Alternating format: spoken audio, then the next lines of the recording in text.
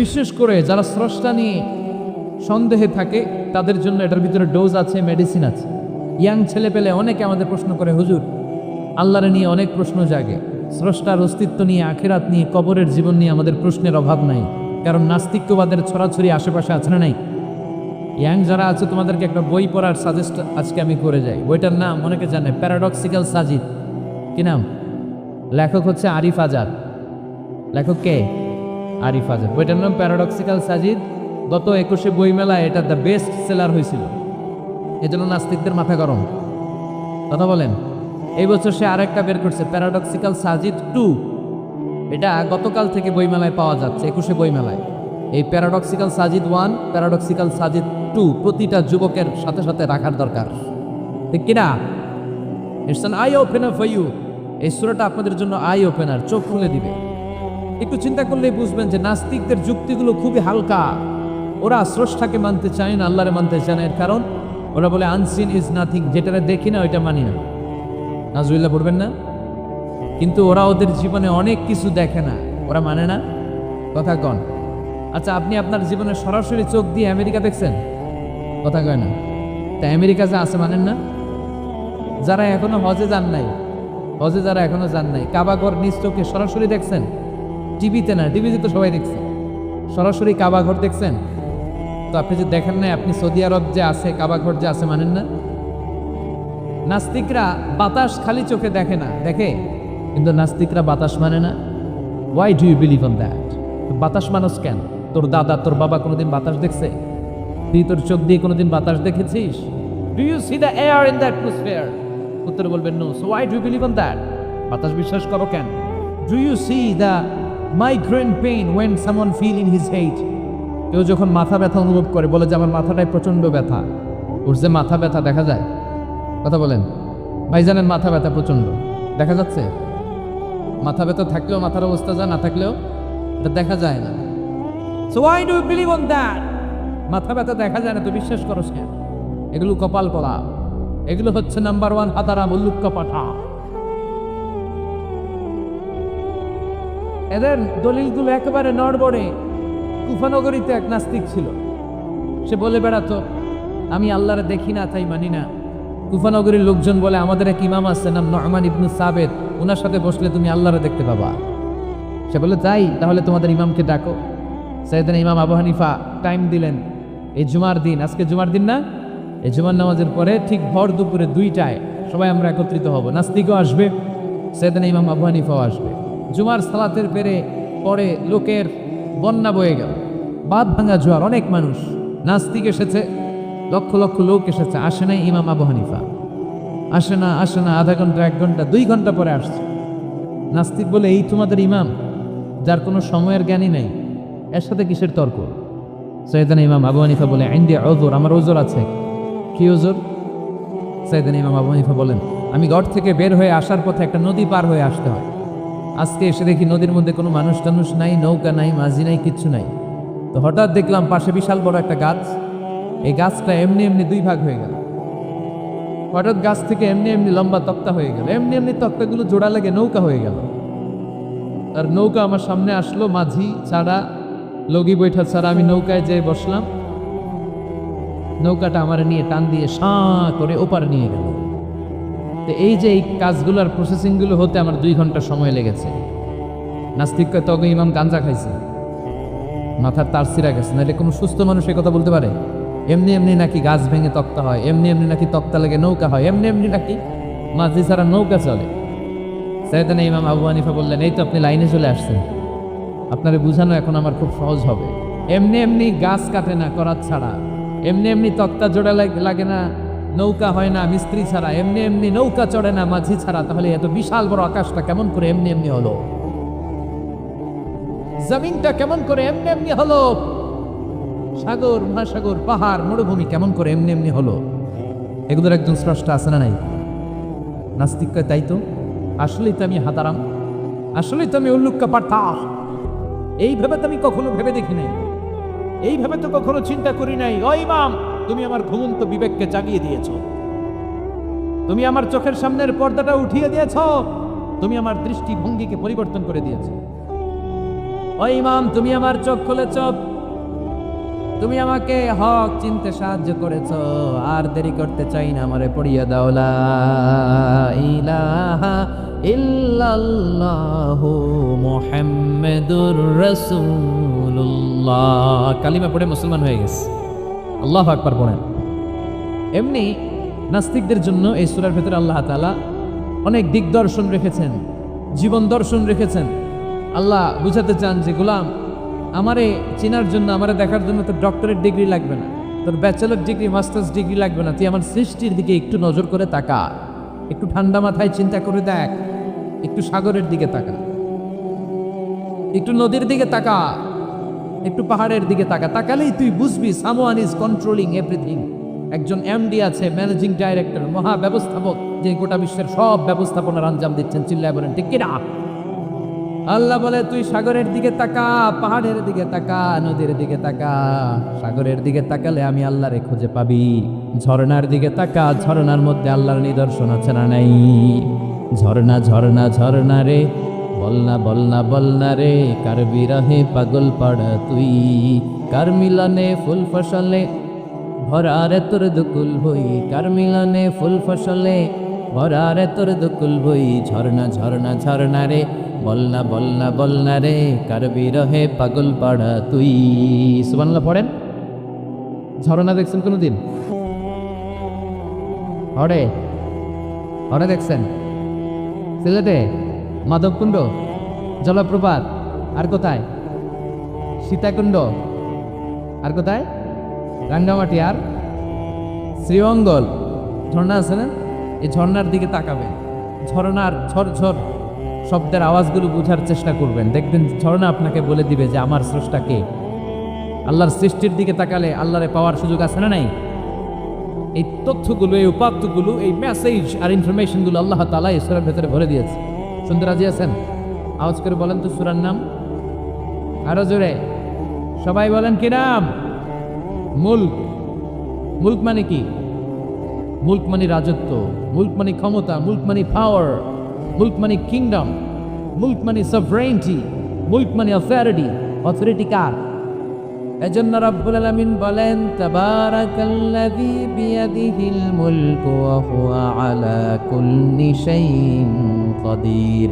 সুবহান সেই সত্তা যার হাতে ক্ষমতা, আর তিনি সকল কিছুই করতে ক্ষমতাবান, সব কিছুর উপর কর্তৃত্বশীল। চিল্লায় বলেন ঠিক কিনা? তাবারাকাল্লাযী, সুবহান তিনি, বিয়াদিহিল মুলক, যার হাতে ক্ষমতা। ক্ষমতা কার হাতে? নাকি প্রধানমন্ত্রীর হাতে, র্যাবের হাতে, পুলিশের হাতে, আমনেগো হাতে? আপনারা তো কোন ক্ষমতা সব আমগো হাতে। সকল ক্ষমতার উৎস কে? সকল ক্ষমতার উৎস আল্লাহ। কিন্তু আমরা বলে থাকি সকল ক্ষমতার উৎস জনগণ। এটা যুক্তিতে টিকে না। কি ক্ষমতা আছে আমাদের? কি ক্ষমতা আছে? কোনো ক্ষমতা নাই। মানুষকে আল্লাহ তেমন কোনো ক্ষমতাই দেয় নাই। যেটা দিছে এটার ক্ষমতা বলা যায় না। চিল্লায় বলেন ঠিক। আসল ক্ষমতার মালিক হলেন আল্লাহ। আমাদেরকে তো আল্লাহ দুর্বল করে বানিয়েছেন। ওয়া খালাকাল ইনসানু দাঈফা, আমাদেরকে দুর্বল করে তৈরি করেছে কে? শুধু আমরাই দুর্বল না, আমি দুর্বল, আমার বাপ দুর্বল, আমার দাদা দুর্বল, আমার 14 গোষ্ঠী দুর্বল। আমরা দুর্বলের ঘরের, চিল্লায় বলেন দুর্বলের ঘরের, সেই দুর্বলের ঘরের দুর্বল কয় আমরা সব ক্ষমতার উৎস। কি ক্ষমতা আছে আমার? আজকে মাহফিলের প্যান্ডেলের পেছন থেকে বলে, কেউ যদি বলে ওঠে হুজুর সব, কি বলে? সব দৌড়। আমি আমার নানা করে দৌড় দিবি, এদিকে দৌড়া, চাচা আপন প্রাণ বাঁচা। সাপ কথাটা তো মজা করে বললাম, এতে অনেকে খুঁজতেছে আসলে কি সাপ। আর আসলেই যদি একটা anaconda, C snake, black mamba, king cobra, Python এসে ফস করে যদি প্যান্ডেলের একটা ঢুকতো, পাওয়া যেত কাউরে? কথা কন। তো এই হচ্ছে আমাদের ক্ষমতা। সাপ বাদ দেন, বাবা ব্যাংক চিনেন? চিনেন না? না, দেবিদ্যার তো বাবা ব্যাংক নাই। কি করে? খালি লাফায়। 10টা বাবা ব্যাংক, 2টা এই স্টেজে, আর বাকি 8টা প্যান্ডেলে যদি ছেড়ে দেওয়া হয়, বাবা ব্যাংক আর কি লাভ দিবে? এর চেয়ে বড় লাভ দিবেন আপনারা? বাবা ব্যাংকের চেয়ে বড় লাভ দিয়ে আমরা দৌড়াইতে শুরু করব। কত অসহায় আমরা, কত দুর্বল। বল্লা পোকা, মৌমাছি আমাকে কামড় দিয়ে উড়াল দেয়, এটা ধরেছে মারবো, এটাও পারি না। কুত্তা এম করে কামড়াইলে আমরা কুত্তারে কামড়াইতে পারি না। কি অসহায়, পিঁপড়া কামড় দিলে আমরা কিছু করতে পারি না। কানের ভিতরে যদি কারো পিঁপড়া ঢুকে থাকে বুঝবেন সে মজাটা কি। আহা, হ্যাঁ, বাঁচার কোনো সুযোগ নাই, কোনো ক্ষমতাই নাই। এরপরও আমরা বলি সব ক্ষমতার মালিক আমি। দেখবেন যাদের ডায়রিয়া হয় আর 5-7 বার টয়লেটে গেছে, এর চেহারার দিকে তাকানো যায় না। বৈশা গেছে, বৈশা যান।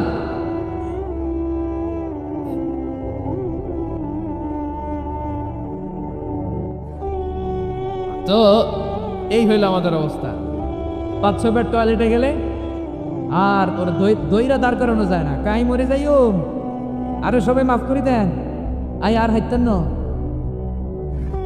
আমি পারবো না, আমার মাফ করে দেন। পারবি না কেন? তুই না ক্ষমতার উৎস। কথা কন। আসলে আমাদের কোনো ক্ষমতা নাই, আমরা দুর্বল। আসল ক্ষমতার মালিক একজন, চিল্লায় বলতে হবে তিনি কে। আমরা যে কত দুর্বল। ন্যাচারাল ক্যালামিটি অর ডিজাস্টার যখন হয়, প্রাকৃতিক দুর্যোগ, তখন নিজের অবস্থা খেয়াল করবেন। বন্যার সময় মানুষের কি অবস্থা হয়, ঠিক কিনা? ভূমিকম্পের সময় কি অবস্থাটা হয় আমাদের। রাত 3টার দিকে যদি ভূমিকম্প হয়, দৌড়, লুঙ্গি পইরা দৌড়, লুঙ্গি ছাড়াও দৌড়, আগে যান বাঁচাও। পাগল হয়ে যায়। বাচ্চাটারে কোলে নিয়ে দৌড়াবো, না স্ত্রীকে ঘুম থেকে জাগাবো, না ভাড়াটিয়াদেরকে উঠাবো, না নিজেই ছাদের উপর থেকে লাফ দেবো।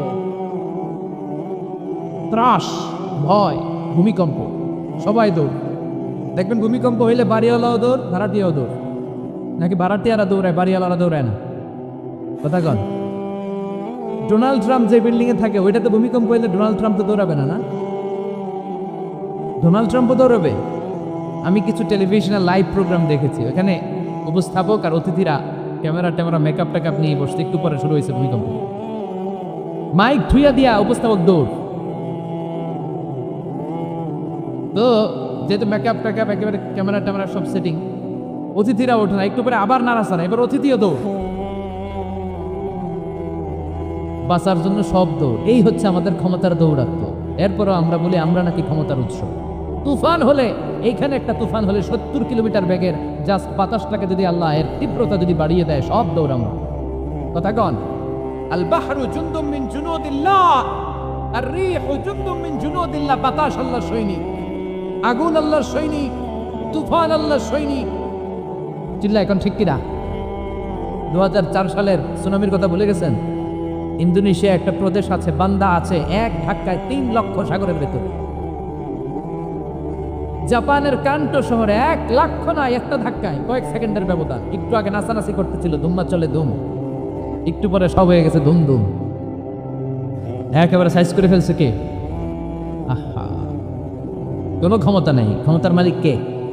এজন্য রাব্বুল আলামিন বলেন, তাবারাকাল্লাযী বিয়াদিহিল মুলকু ওয়া হুয়া আলা কুল্লি শাইইন কাদির। সুমহান সেই সত্তা যার হাতে ক্ষমতা, ক্ষমতা কার হাতে? কক্সবাজারে দেখবেন একটা দ্বীপ আছে, একমাত্র দ্বীপ যেটাতে পাহাড় আছে, নাম মহেশখালী। ওইখানে বৌদ্ধদের স্বর্ণ মন্দির আছে। ওখানে তুফান টুফান শুরু হইলে বৌদ্ধরাও জিকির করা শুরু করে দেয় আল্লাহ। সুবহানাল্লাহ কইবেন না? তুফানে বললে দেখবেন হিন্দু, বৌদ্ধ, আস্তিক, নাস্তিক সবাই জিকির করে একজনের, চিল্লায় বলেন তিনি কে? আমরা মাঝে মাঝে আমাদের প্রোগ্রাম স্কেজুল এত টাইট থাকে, মাঝে মাঝে আমরা প্লেনে, হেলিকপ্টারে এক জেলা থেকে আরেক জেলায় যাই বাধ্য হয়ে। সিলেটের প্রোগ্রাম, কক্সবাজারের প্রোগ্রাম, ওই অমুক জায়গায় প্রোগ্রাম, তো ফ্লাইট ধরা লাগে। তো আমরা আভ্যন্তরীণ ফ্লাইটে চড়ে চড়ে আমরা যাই। তো আমরা যখন যাই, ওখানে কিছু এয়ার হোস্টেস থাকে বিমানের ভেতরে, এদেরকে বলে বিমানবালা। খুব সুন্দরী স্মার্ট নারীদেরকে তারা রিক্রুট করে, নিয়োগ দেয়। এদের যদি 3-4টা সন্তান হয়ে যায়, এদেরকে আবার চাকরিতে রাখে না। সৌন্দর্যটাই যাদের পুঁজি। তারা লিপস্টিক মেখে, পারফিউম মেখে, মেকআপ করে, ভেরি বিউটিফুল লেডি। ওরা আসে, এসে আমাদেরকে খাবার টাবার দেয়, ইনস্ট্রাকশন দেয়। তো বিমানটা, আভ্যন্তরীণ বিমানগুলো বাংলাদেশের ভেতরে যেগুলো চলে, এগুলো 14 থেকে 15,000 ফিট উপরে ওঠে। বিমানটা প্রথমে রানওয়েতে টাক্সি করে, মানে বিমান যখন মাটিতে চলে এটাকে বলে টাক্সি। কি বলে? টাক্সি ছেড়ে যখন উপরে ওঠে এটারে বলে টেক অফ। কি বলে? এটা যখন বিমানটা যখন টেক অফ করবে, তখন দেখলাম এই এয়ার হোস্টেসগুলো, যেগুলোর পর্দা নাই, হেজাব নাই, শালীনতা নাই, মাইক্রোফোন হাতে নিয়ে ঘোষণা দিচ্ছে, ভদ্র মহিলা এবং ভদ্র মহোদয়গণ, আপনারা আপনাদের সিট বেল্টগুলো বেঁধে নিন। এখনই আমাদের উড়োজাহাজটি শাহজালাল আন্তর্জাতিক বিমানবন্দর থেকে শাহ আমানত বিমানবন্দরের উদ্দেশ্যে 15,000 ফিট দিয়ে উড়ে যাবে। এরপরে পড়তে শুরু করে আল্লাহ আকবার, আল্লাহ আকবার, আল্লাহ আকবার। তো আমি উল্টা ঘুরে তাকাইলাম, কি রে এই মাইয়া আল্লাহ আকবার কয় কেমনে? ঘুরে দেখি হাতের মধ্যে এরকম কাগজ, এই কাগজ থেকে দেখে দেখে পড়তেছে, উচ্চারণ কিন্তু আঙ্গুমতো না, পড়তেছে আল্লাহু আকবার, আল্লাহু আকবার, আল্লাহু আকবার, সুবহানাল্লাযী সাখখারা লানা হাযা, পুরো দোয়াটাই পড়ছে, ওয়া মা কুন্না লাহু মুকরিনিন ওয়া ইন্না ইলা রাব্বিনা লামুনকালিবুন। তো আমি হিসাব মিলালাম, ঘটনা কি? লিপস্টিক, মেকআপ, সুটেড বুটেড, পারফিউম মাখা, হিপ হপ স্টাইলের মেয়ে, এরা আল্লাহু আকবার পড়ে কেন? তখনই খেয়াল করে দেখলাম যে বিমানটা এখন ছাড়ছে, জমিন ছেড়ে দিয়ে 15,000 ফিট উপরে যাচ্ছে। ওরা খুব ভালো করেই টের পায় এই 15,000 ফিট উপরে যখন বিমান থাকবে ওরে বাঁচানোর কেউ নাই, ওকে রক্ষা করার কেউ নাই, তখন ওর কোনো পাওয়ার নাই, কোনো ক্ষমতা নাই। চিল্লায় বলেন ঠিক কিনা? এখন কোনো সিকিউরিটি নাই। আহা, কি দুর্বল মানুষ! বিমান বাঁকা হয়ে গেলে সবাই চিল্লায় বাঁচাও। যদি জিজ্ঞেস করেন কে বাঁচাবে, বলতে হুজুর আপনি বাঁচান। আছে না নাই? দুর্বল। আসল ক্ষমতার মালিক হলো একজন, চিৎকার করে বলতে হবে তিনি কে। এজন্য রাব্বুল আলামিন বলেন তাবারাকাল্লাযী বিয়াদিহিল মুলকু ওয়া হুয়া আলা কুল্লি শাইইন কাদির। সুবহান সেই সত্তা যার হাতে ক্ষমতা। ক্ষমতা কার হাতে? আমাদেরকে আল্লাহ ক্ষমতা দিয়েছেন, ঠিক, এটা সাময়িক, লিমিটেড, তবে আনলিমিটেড ক্ষমতার মালিক কে? এই যে আমাদের মাননীয় প্রধানমন্ত্রী শেখ হাসিনা নতুন টার্মের জন্য আসছে না? কয় বছর? 5 বছর। কোন দেশে আসে 10 বছর, কোন দেশে 15 বছর। তো এই যে আল্লাহ ক্ষমতার চেয়ারে বসে, আল্লাহ আসছে কয় বছরের মেয়াদে? কথা বলেন। 50 বছর, 100? হ্যাঁ, কয়দিন থাকবে উনি? আজীবন। রাব্বুল আমিন বলেন হুয়াল আউয়ালু ওয়াল আখিরু ওয়াল যাহিরু ওয়াল বাতিন ওয়া হুয়া বিকুল্লি শাইইন আলিম। আল্লাহ বলে আমি প্রথম, আমার আগে কেউ নাই, ঠিক কি না? ওয়াল আউয়াল ওয়াল আখির, আমি শেষ, আমার পরে কেউ নাই। আমি প্রকাশ্য, আমি গোপন, সূচনাহীন, অতীত কাল থেকে আমি আল্লাহ ক্ষমতার চেয়ারে বসা, সীমাহীন, ভবিষ্যৎহীন, শেষহীন, ভবিষ্যৎ পর্যন্ত ক্ষমতার চেয়ারে বসে থাকবে কে? আল্লাহ বললেন আমি প্রথম, আমি শেষ। প্রথমে কে? চিল্লায় বলেন, প্রথমে কে? শেষে কে?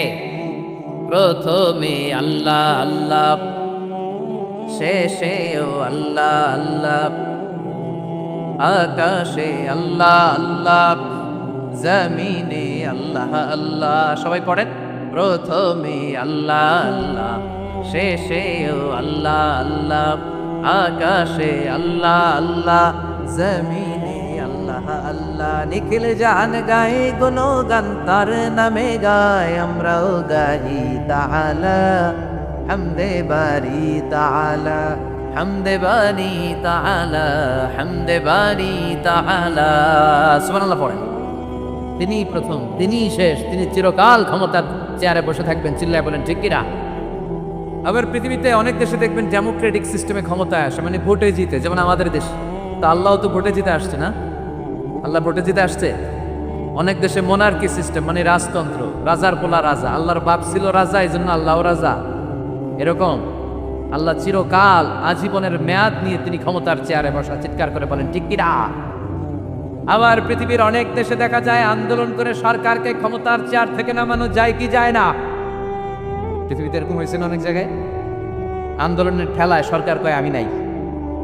আবার মাঝে মাঝে মিলিটারি কু হয়, সেনা বিদ্রোহ, জানেন না আপনারা? তা আমরা পৃথিবীর 700 কোটি মানুষ সবাই মিলে যদি আল্লাহর বিরুদ্ধে আন্দোলনে নেমে যায়, তাইলেই তো আল্লাহর ক্ষমতা শেষ যাবে না? 700 কোটি মানুষ মিলে পারা যাবে না। আচ্ছা, জিন জাতি যদি বলে ও মানুষেরা তোদের সাথে আমরাও আছি, মানুষ জিন ভাই ভাই, আল্লাহর আর রক্ষা নেই, আল্লাহর গদি শেষ। আচ্ছা, ফেরেশতারাও যদি বলে ও মানুষ ও জিনেরা তোগুলোকে আমরাও আছি, 3 দলীয় মহাজোট, আল্লাহর চেয়ার উল্টে যাবে নাকি? কথা বলেন। আল্লাহ বলেন ওয়ালাম ইয়াকুল্লাহু শারীকুম ফিল মুলক, আমার ক্ষমতায় কোনো পার্টনার নাই। কুলিল্লাহুম্মা মালিকাল মুলক, আমি ক্ষমতার মালিক, এই ক্ষমতা কেউ ছিনায় নিতে পারবে না। গোটা বিশ্বের সবাই মিলে যদি আমার বিরুদ্ধে আন্দোলন করিস, আমার ক্ষমতার 1 ইঞ্চিও কমবে না। চিল্লায় বলেন ঠিক কি না? সে আল্লাহ বললেন তাবারাকাল্লাযী বিয়াদিহিল মুলকু ওয়া হুয়া আলা কুল্লি শাইইন কাদির। সুমহান সেই সত্তা যার হাতে ক্ষমতা, ক্ষমতা কার হাতে? ওয়া হুয়া আলা কুল্লি শাইইন কাদির, তিনি সব বিষয়ে ক্ষমতাবান। ফাআলুল লিমা ইউরিদ, যা চান তিনি তাই করতে পারেন। তিনি কে? তিনি পাহাড়কে দরিয়া করতে পারেন, দরিয়াকে পাহাড় করতে পারেন, ধনীরে গরিব বানাতে পারেন, গরিবরে ধনী বানাতে পারেন, সম্মানিতকে অপমানিত করতে পারেন, অপমানিতকে সম্মানিত করতে পারেন। চিৎকার করে বলেন ঠিক কিনা? তিনিই ক্ষমতার মালিক। সকল ক্ষমতার উৎস হচ্ছেন তিনি। সকল ক্ষমতার উৎস আমরা জনগণ। আর কোনোদিন বলবেন?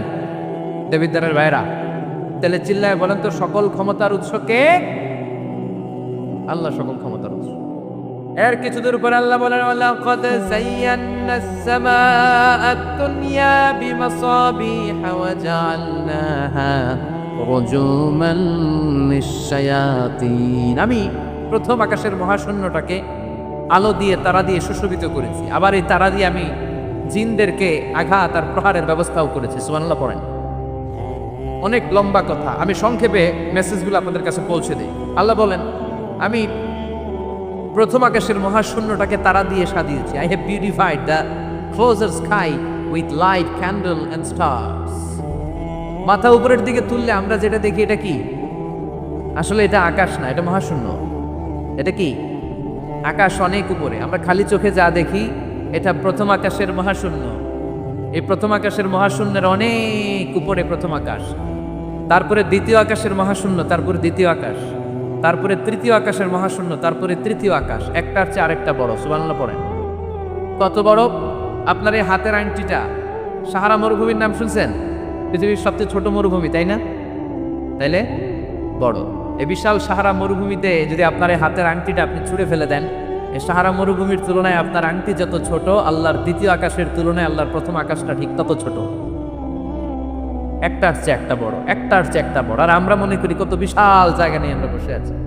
এই যে দেবিদ্বার প্রপারের আজকের এই প্যান্ডেলের এই পরিবেশটা অনেক বড় মনে হচ্ছে না তাকালে? পুরো দেবিদ্বারের তুলনায় এই প্যান্ডেলটা কত ছোট, কল্পনা করা যায়? দেবিদ্বার হচ্ছে কুমিল্লার 16টা থানার একটা, তাই না? থানা। কুমিল্লা হচ্ছে বাংলাদেশের 64 জেলার একটা। এরকম 64টা জেলা মিলে আমাদের সুজলা সুফলা শস্য শ্যামলা ডিজিটাল বাংলাদেশ।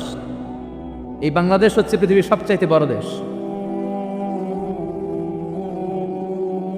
কি বড় না? কত ছোট জানেন?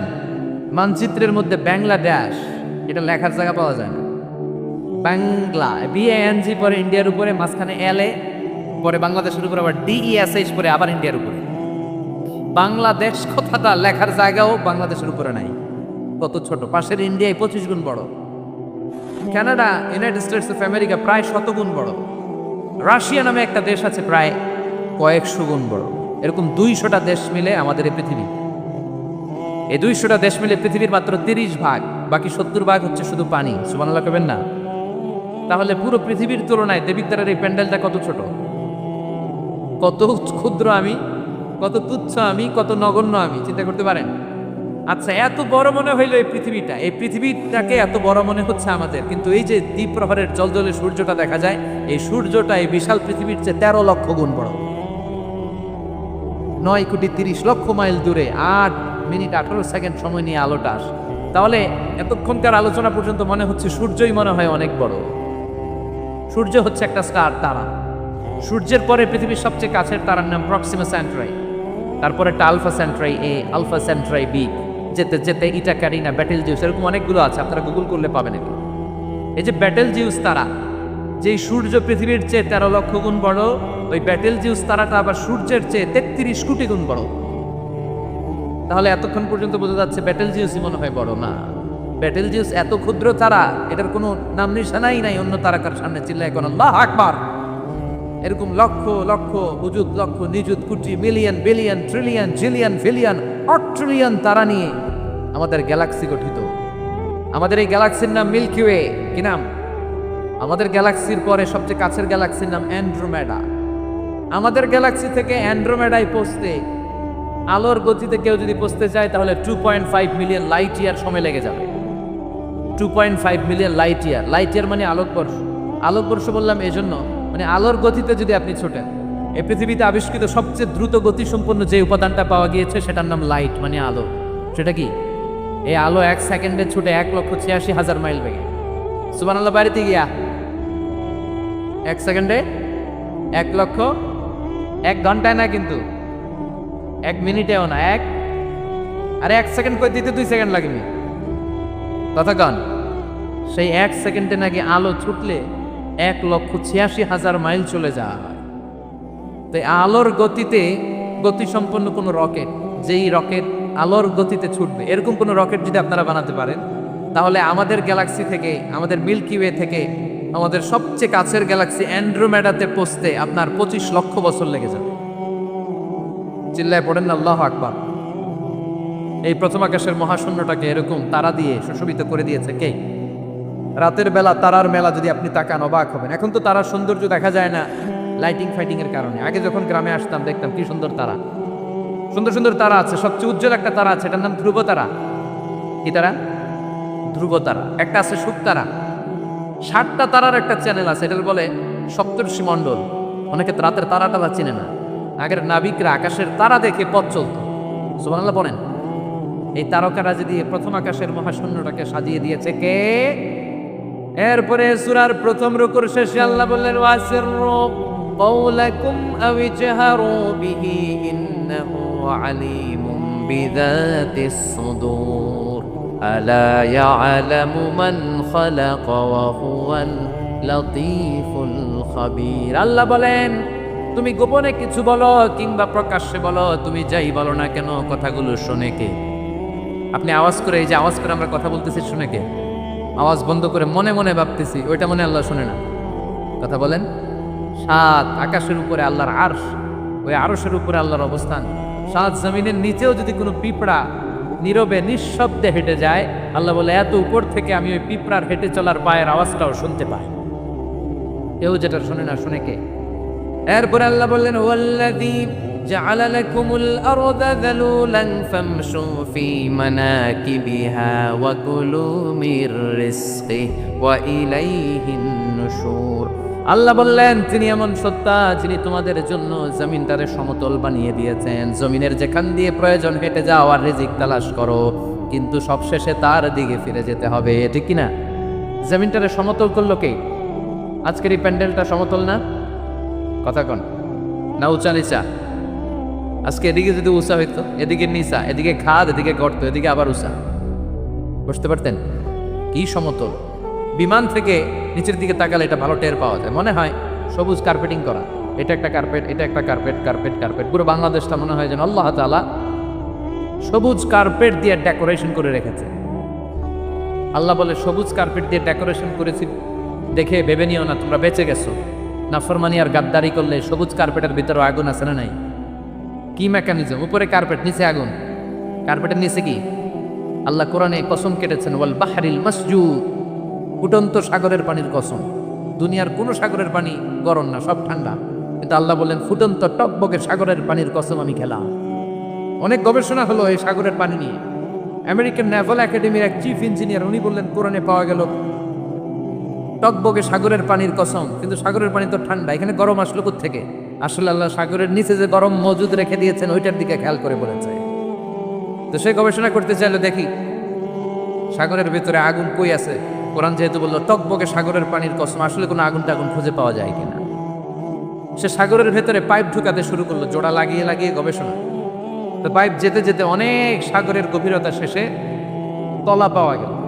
তলার ভেতরে সে ড্রিল করে পাইপ ঢুকাতে লাগে। সে পেয়ে গেল মাটির স্তর, এরপরে পাললিক শিলার স্তর। পৃথিবীর ভিতরে কিন্তু অনেকগুলো স্তর আছে জানেন। এই যে পানিগুলো আমরা নষ্ট করি, এই পানি কিন্তু খাই, আমাদের পেশাবই আমরা খাই। আমাদের এই প্রস্রাবও যদি পৃথিবীর 4-5টা স্তর শেষে নিচের দিকে চলে যায়, এটা মিনারেল ওয়াটারের মতো হয়ে যায়। এই 4-5টা স্তর মাটির ভেতরে রেখে দিয়েছে কে? পাললিক শিলা, রূপান্তরিত শিলা, আগ্নেয়গিরির শিলা।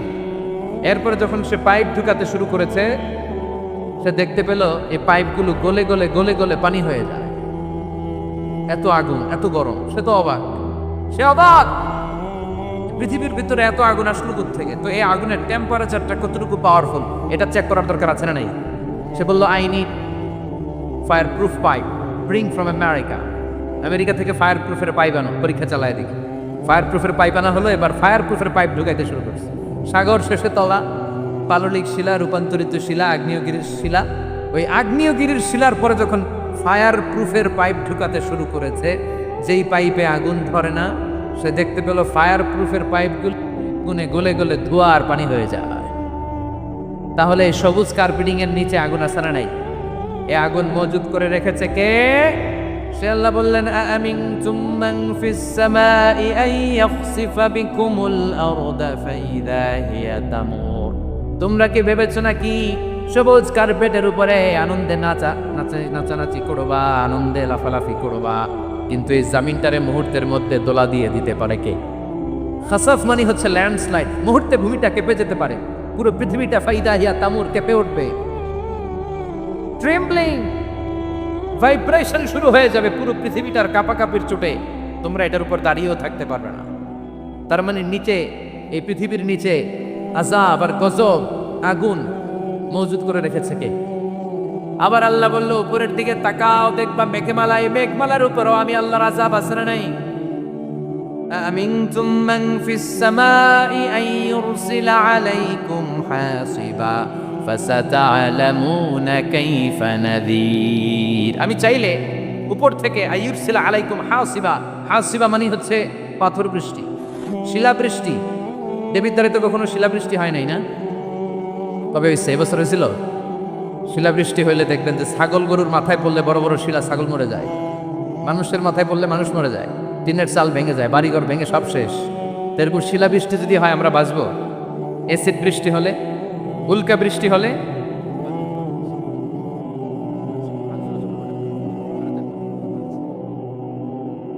উল্কা বৃষ্টি, পৃথিবীর সবচাইতে বড় সাইজের উল্কাটা পড়েছিল দক্ষিণ আফ্রিকার হোবা সিটিতে। ওটার ওজন ছিল 60 মেট্রিক টন।